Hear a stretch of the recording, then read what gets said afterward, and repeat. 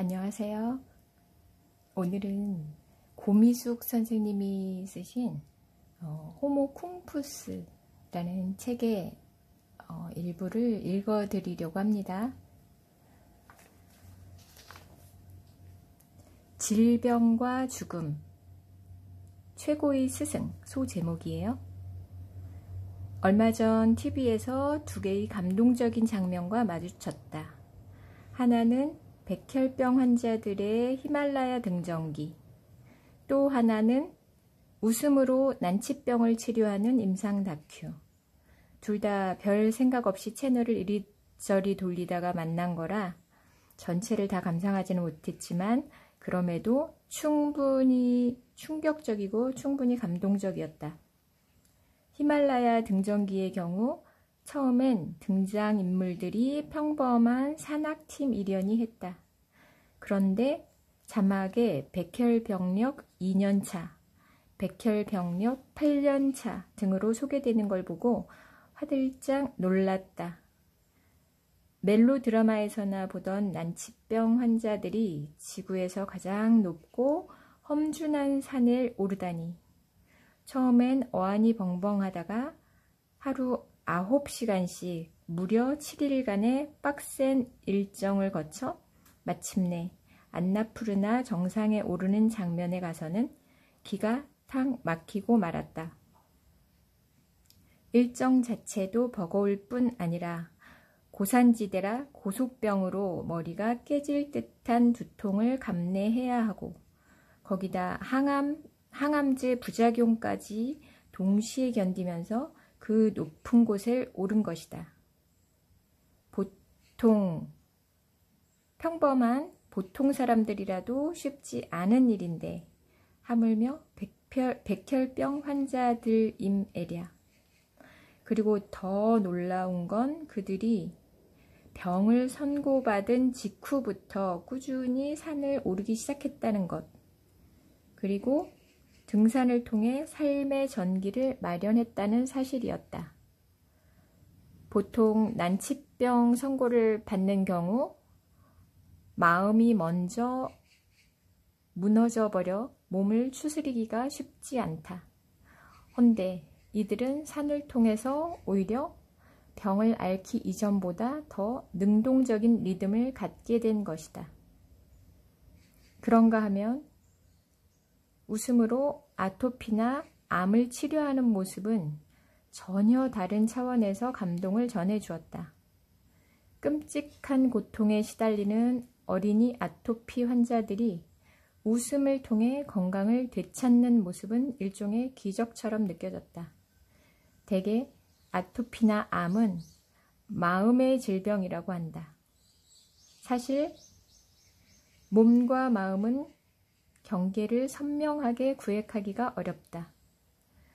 몸이 곧 마음의 표현이고 마음은 또 몸의 상태를 그대로 반영한다. 문제는 이 둘이 따로 놀기 시작할 때다. 몸이 마음을 버리고 마음이 몸을 돌아보지 않게 될 때, 그때부터 병이 싹트기 시작한다. 먼저 마음이 다치면서 기운이 안으로 옳체되면 면역체계에 이상이 생긴다. 그 결과 아토피처럼 자기 피부를 적으로 생각해 공격하거나 아니면 암세포처럼 돌연변이가 만들어지는 것이다. 외부로부터 고립되었다는 절망감이 공격과 적대를 낳게 되는 셈이다. 그런데 외부와 소통하는 데 있어 웃음보다 더 강렬하고 효과적인 방법은 없다. 그런데 문제는 웃음에도 훈련이 필요하다는 것. 현대인들은 그만큼 웃음에 인색하다. 거리두기와 자의식에 길들여진 탓이다. 물론 억지로 유머를 구사할 필요는 없다. 남을 웃기는 것보다 더 중요한 건 스스로 잘 웃는 것이다. 타인의 말과 행동에 적극적으로 반응해 주는 것. 그것은 늘 명랑한 웃음으로 표현되게 마련이다. 따라서 웃음에는 반드시 좋은 관계들이 전제된다. 그와 관련하여 선천성 근육장애를 앓는 미국 코미디언의 이야기는 실로 흥미진진했다. 어린 시절 그의 어머니는 혹시나 아들이 학교에서 따돌림을 당할까 싶어 유머가 적힌 티셔츠를 입혀 보내기도 하고 틈나는 대로 친구들을 불러 파티를 열어주었다고 한다. 집안을 왁자지껄한 놀이터로 만들어준 것이다. 그러니 그 코미디언은 어릴 때부터 유머 훈련을 단단히 거친 셈이다. 그야말로 웃음이 몸을 바꾸고 관계를 바꾸고 마침내 삶을 바꾸는 과정을 한눈에 보여준 장면이었다.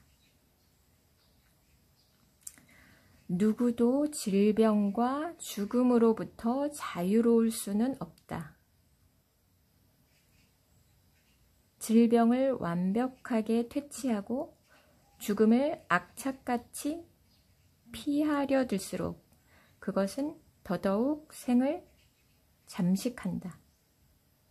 게다가 드라마나 영화에 등장하는 질병은 은유의 장막에 갇혀 있다. 내가 히말라야 등정기를 보고 깜짝 놀란 것도 백혈병을 은유적으로 사유했기 때문이다. 청순 가련하지만 왠지 고상한 병이라는 식으로. 이것이 병에 대해 얼마나 왜곡된 편견을 낳는지는 더 말할 나위도 없다. 그런 점에서 그들이 보여준 것은 질병을 적대하거나 은유적으로 사유하는 데서 벗어나서 질병과 공존하면서 아주 다른 삶의 리듬을 터득하는 노하우였다. 조금 띄어서 점점점 하고 다시 읽어보겠습니다. 죽음이 삶의 또 다른 얼굴이라는 걸 그제서야 자각하게 되는 것이다. 그리고 역설적으로 죽음을 사유하기 시작할 때 비로소 삶에 대한 성찰도 깊어진다. 그런 점에서 질병과 죽음은 스승이자 좋은 친구인 셈이다. 여기까지 읽겠습니다.